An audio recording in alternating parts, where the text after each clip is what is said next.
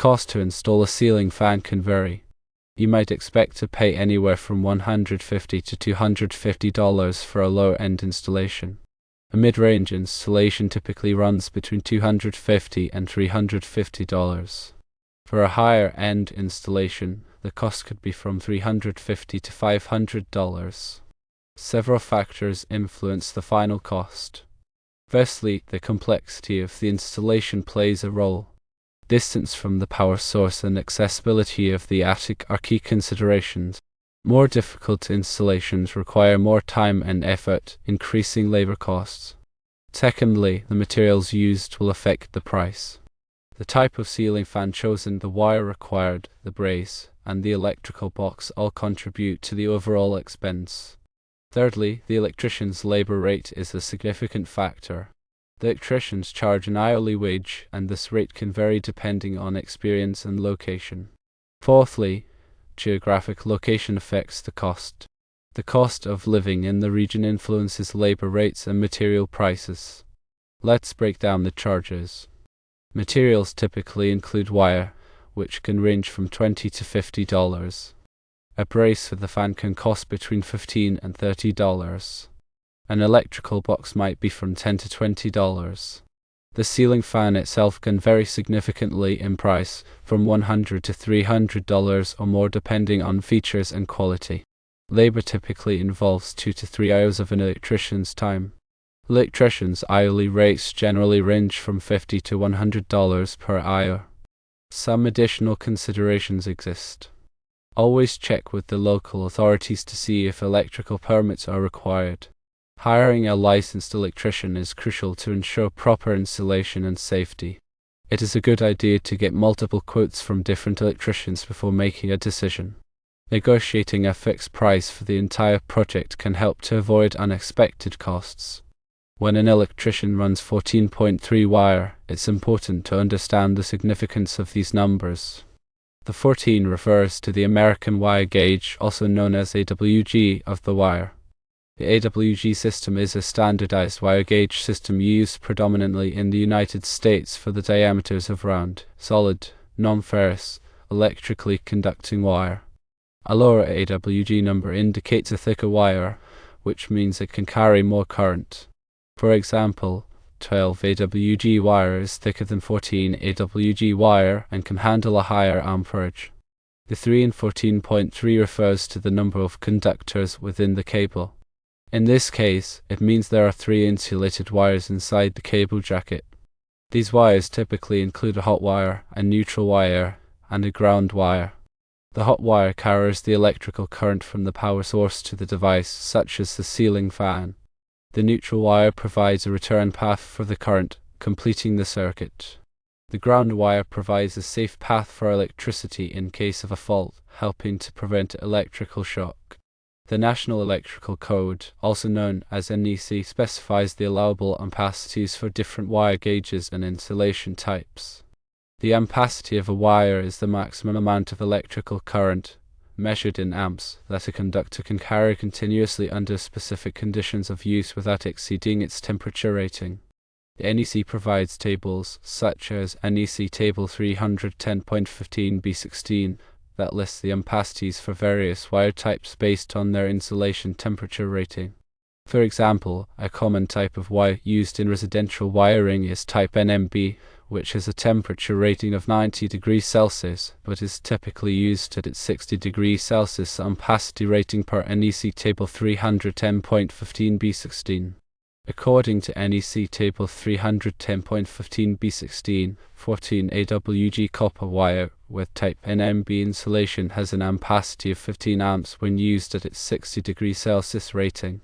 12 AWG copper wire with type NMB insulation has an ampacity of 20 amps when used at its 60 degrees Celsius rating. It is important to choose the correct wire gauge for the circuit to ensure that it can safely handle the expected load.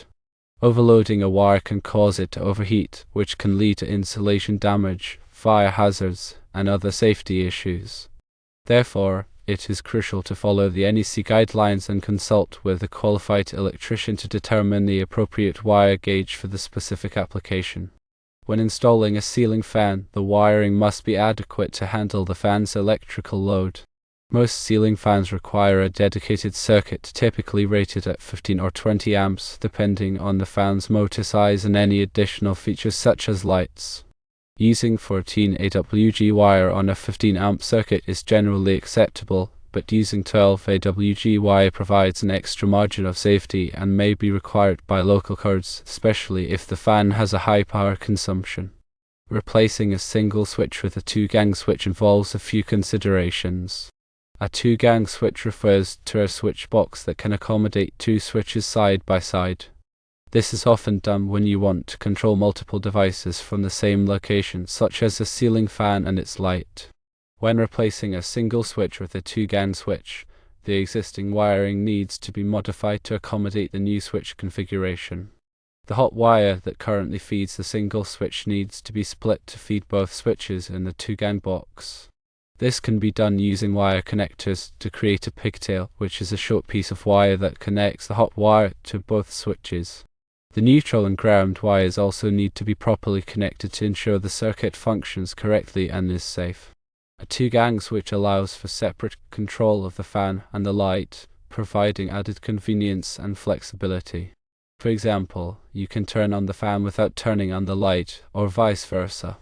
This can be particularly useful in bedrooms or living rooms where you may want to adjust the lighting and ventilation independently.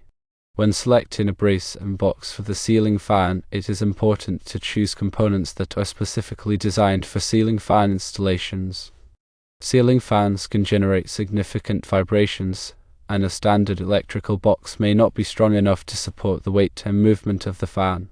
Fan-rated boxes and braces are designed to provide extra support and stability, ensuring that the fan is securely mounted to the ceiling. Fan-rated boxes are typically made of metal or reinforced plastic and are designed to be attached directly to a ceiling joist or support structure. They often have additional mounting points and features to prevent the fan from wobbling or coming loose over time. Fan-rated braces are designed to span between two ceiling joists and provide a solid mounting surface for the fan-rated box.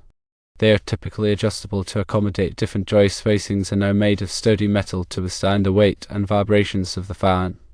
When installing a ceiling fan, it is crucial to follow the manufacturer's instructions and local electrical codes to ensure that the installation is safe and compliant.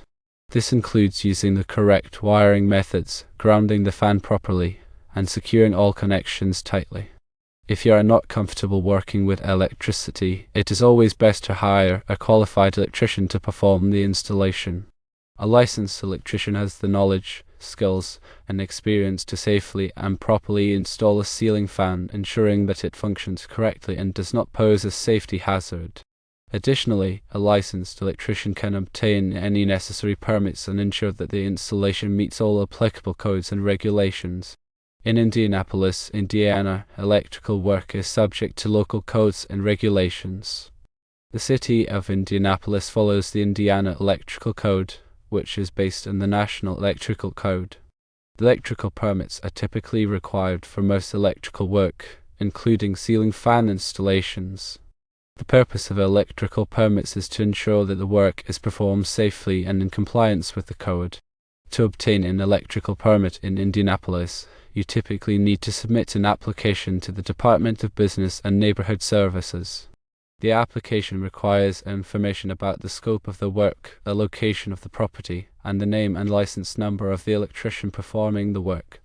Once the application is approved, you will receive a permit, which must be posted at the job site. After the work is completed, an electrical inspector will inspect the installation to ensure that it meets the code requirements. If the installation passes inspection, the inspector will sign off on the permit, indicating that the work is approved. Failure to obtain an electrical permit or to comply with the electrical code can result in fines, penalties, and legal action. Therefore, it is important to always check with the local authorities to determine whether an electrical permit is required for a particular project and to ensure that all work is performed in accordance with the code.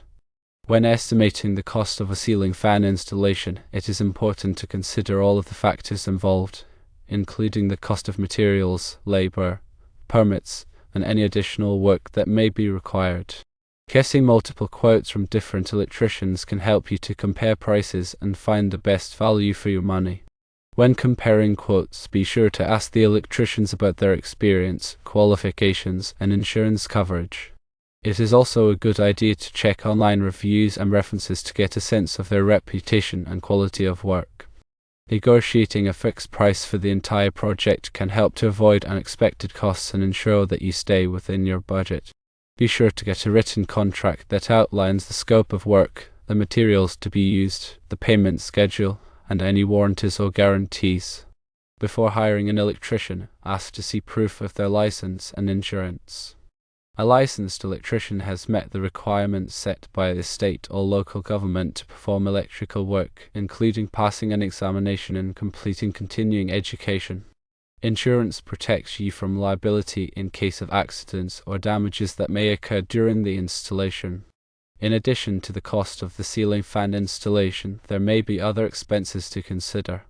For example, you may need to repair or repaint the ceiling after the installation is complete.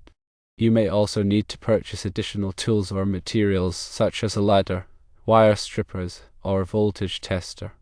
If you are planning to install multiple ceiling fans, you may be able to save money by purchasing them in bulk. Some retailers offer discounts for large orders, and you may be able to negotiate a better price with the electrician. When selecting a ceiling fan, consider the size of the room and the desired airflow. A larger room will require a larger fan with a more powerful motor. You should also consider the style of the fan and how it will complement the decor of the room. Ceiling fans are available in a wide variety of styles, colors, and finishes, so you can find one that matches your taste and budget. Some ceiling fans also come with additional features such as lights, remote controls, and energy-efficient motors. These features can add to the cost of the fan, but they can also provide added convenience and functionality. When installing a ceiling fan, safety should always be your top priority. Be sure to turn off the power to the circuit before starting any work. Use insulated tools to prevent electrical shock. Wear safety glasses to protect your eyes from debris. If you are not comfortable working with electricity, hire a qualified electrician to perform the installation. Ceiling fans can provide a comfortable and energy-efficient way to cool a room. By following these tips, you can ensure that your ceiling fan installation is safe, affordable, and effective. Remember to always prioritize safety and consult with a qualified electrician if you have any questions or concerns. By carefully planning and executing your ceiling fan installation, you can enjoy the benefits of a comfortable and stylish home for years to come.